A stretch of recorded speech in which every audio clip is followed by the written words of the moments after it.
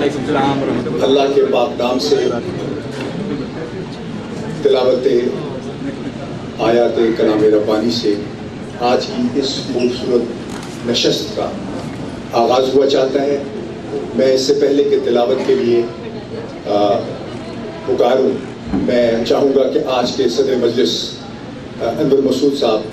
جن کی شخصیت ظاہر ہے کہ تعارف کی محتاج نہیں ہے، ان سے درخواست کروں کہ اسٹیج پہ تشریف لائیں۔ ان سے پہلے اعوذ باللہ من الشیطان الرجیم، بسم اللہ الرحمن الرحیم کے طور پر نعت کے 2 شعر آپ کی خدمت میں عرض کرتا ہوں۔ زمین بچھائی گئی، آسماں سجایا گیا، زمین بچھائی گئی، آسماں سجایا گیا، پھر ایک چراغ سرے لامکاں جلایا گیا۔ زمین بچھائی گئی، آسماں سجایا گیا، پھر ایک چراغ سرے لامکاں جلایا گیا۔ حضور رب ازل صبح کے ترانے میں، حضور رب ازل صبح کے ترانے میں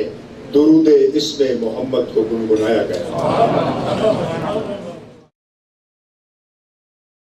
ناصر جمیل جو یہ کام کرتے ہیں، جو محفل سجا دیتے ہیں،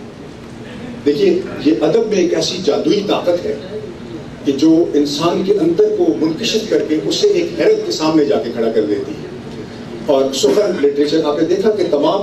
کائنات کی تاریخ میں جو ساری تاریخ خدا کی طرف جاتی ہے، مگر اس کے راستے میں آپ جائیں تو آپ کو شعر اور سخن ملتا ہے۔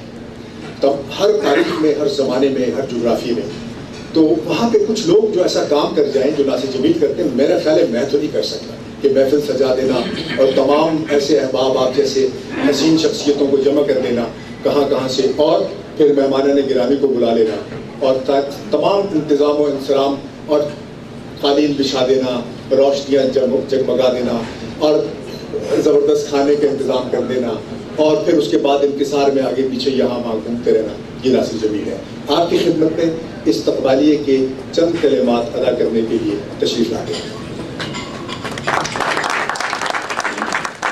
السلام علیکم۔ کچھ زیادہ فری ہو رہے ہیں۔ یہاں پہ میں ہوں آج مالا کے تعارف کے لیے، آپ کو ذرا مالا کی پہچان کرا دیں۔ اس ملک میں ہجرت کے دکھ کے علاوہ ایک اور قدر مشترک جو شمالی امریکہ میں بسنے والوں ہم وطنوں میں پائی جاتی ہے، وہ ہے یہاں کے فاصلے۔ جسموں کے علاوہ دلوں میں بھی دراتے ہیں اور درائے ہیں، اور یہ کیفیت ہمارے ایک نہایت ہونہار پنجابی یونیورسٹی کیمپس میں پنجابی کے شاعر تھے آصف شاہکار، ان کی ایک شاہکار نظم ہے پنجابی کی، اس کا نام تھا کیمپس دا ڈھولا، اور اس میں اگر امریکہ دا ڈھولا بھی چپکا دیا جائے، کہتے ہیں کہ اسی ایک بے نامے برف دے شہر وچ، اسی ایک بے نامے برف دے شہر وچ، وکھریاں وکھریاں جھگیاں گھتی، ایک دوجے تو رسے بیٹھے، ایک دوجے دی جان سنجان تو مکرے بیٹھے، اور ایک جھگی چو جے کوئی اپنے اکلاپے تو اکھ کے چیک مراندا، ایک جھگی چو جے کوئی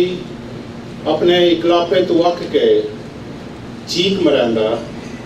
دوجے اپنے پتھر دے کنا تے ہاتھ دھر لیندے، کچھ نہ سنتے، جھگیاں اندر ہیٹھاں اٹھتے، دکھاں دیاں پینڈنگ پھیلاں، جھگیاں اندر ہیٹھاں اٹھتے، دکھاں دیاں پینڈنگ پھیلاں، اتے کھٹا منا موئی ہے، کیڑا چھاڑے کون پرولے، اسی دیکھ دوجے تو رسے بیٹھے، کیڑا چھاڑے کون پرولے، اسی تے ایک دوجے تو رسے بیٹھے، ایک دوجے دی جان پچھان تو مکرے بیٹھے، جھگیاں اندر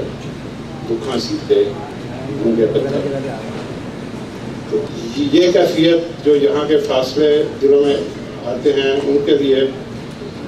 تو مالا کے راز و مقاصد میں ایک مقصد ان بڑھتے ہوئے فاصلوں میں کمی لانا۔ اور یہی وجہ تھی کہ کوئی 5-6 برس پہلے ہمارے چند دوستوں نے ڈاکٹر فہیم یونس سلمان ہم نے مل کے کہا کہ ہمیں کچھ کرنا چاہیے، اور بقول ظفر ذاتی ایک شجر ایسا محبت کا لگایا جائے جس کا ہم سائے کے گھر میں بھی سایہ لائے، اور یہ کوشش تھی ان بڑھتے ہوئے فاصلوں میں کمی لانے کی۔ اس سوچ کی بنا پر مالا کا قیام عمل میں آیا، اور یہ ایک پہلا قدم تھا۔ Baltimore, Washington, Maryland, Virginia, mid Atlantic area کے علاقے میں بسنے والے ادب پرست اور ادبی ذوق رکھنے والے دوستوں کے علاوہ ادب کے تخلیق کاروں کو سال میں 3-4 بار اکٹھا مل بیٹھنے کے لیے کوئی محفل سجائی جائے اور ان کو سراہنے کے مواقع پیدا کرنے کے لیے یہ مالا کا ایک مقصد تھا۔ اور ایک دوسرا بڑا مقصد اس کا یہ ہے کہ ادب کو اور تخلیق کاروں کے کام کو سراہا جائے، اور چاہے وہ کسی زبان میں ہو لیکن ہماری سمجھ میں آنی چاہیے یا اس کا ترجمہ میسر ہو۔ تو مالا کی غیر رسمی محفلوں میں زبان و بیان، نظم و نثر کی کوئی قید نہیں ہوتی، اور نہ ہی ان محفلوں میں شامل ہونے والوں کی قومیت اور مذہب وغیرہ کی، اور نہ ہی کسی کے اپنا ہی کلام پڑھا جائے۔ صرف قید ہے تو اس بات کی کہ جس کا کلام پڑھا جائے اس کو کریڈٹ دیا جائے۔ تو مالا وہ شجر ہے جس کا کام سلیم کوثر کے الفاظ میں دھوپ سہنا اور چھاؤں دینا ہے، اور مالا کا یہ موقف ہے یہ چھاؤں تقسیم نہیں ہونی چاہیے۔ ہم چھاؤں کو تقسیم کرنے کی بجائے چھاؤں کو شیئر کرنے یا بانٹنے پر یقین رکھتے ہیں،